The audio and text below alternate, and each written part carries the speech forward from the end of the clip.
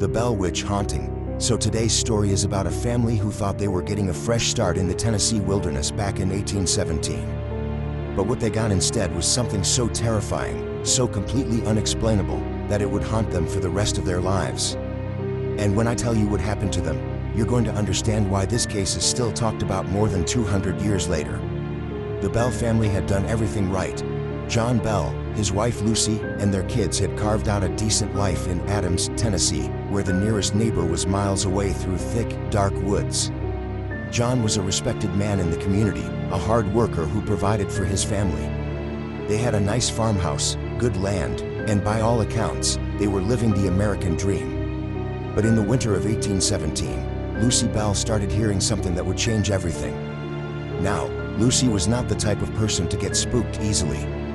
She'd lived on the frontier her whole life, dealt with wild animals, harsh winters, you name it.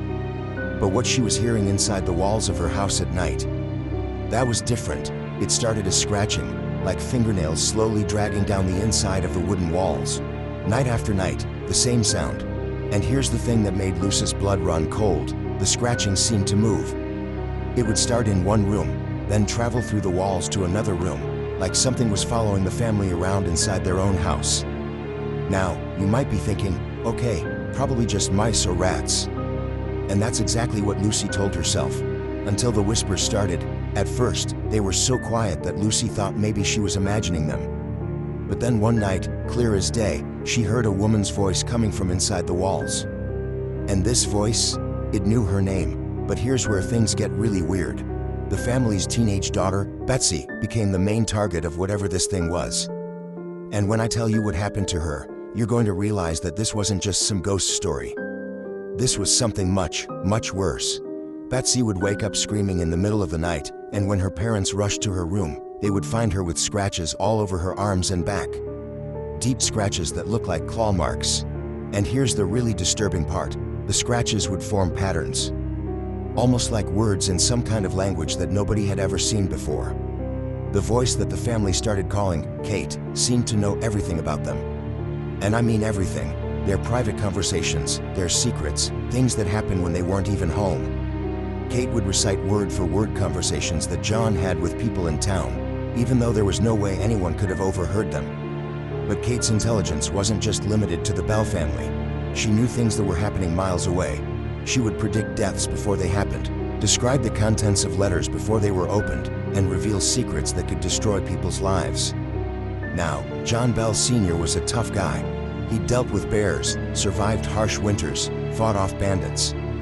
But Kate broke him down systematically. She would whisper in his ear while he was trying to sleep, describing in horrifying detail how she was going to destroy everything he loved. She knew every mistake he'd ever made, every moment of weakness, and she used all of it against him. And here's what makes this story so terrifying. Kate wasn't just in one place. She could be everywhere at once. The family would hear her voice coming from the basement while dishes were crashing in the kitchen. She could carry on multiple conversations from different rooms simultaneously. There was literally nowhere in the house they could go to escape her. As months turned into years, the Bell family started to fall apart. Lucy stopped talking to neighbors. The kids became withdrawn and terrified. And Betsy, poor Betsy, aged decades in just a few years. The constant torment from Kate left her looking like a ghost of her former self. But the worst part, Kate isolated them. Whenever neighbors tried to help the Bell family, Kate would turn on them too. She'd reveal their deepest secrets, torment their children, make their lives miserable until they had no choice but to stay away. The Bells were completely alone with this thing. And then, in December of 1820, Kate finally got what she wanted. John Bell Sr. was found dead in his study, slumped over his desk with his eyes wide open, staring at something that wasn't there. The official cause of death was listed as unknown, but his family knew exactly what had killed him. Kate had literally scared him to death. At John's funeral, as they were lowering his coffin into the frozen ground, the mourners heard something that made their blood run cold. Laughter, wild, triumphant laughter echoing across the cemetery.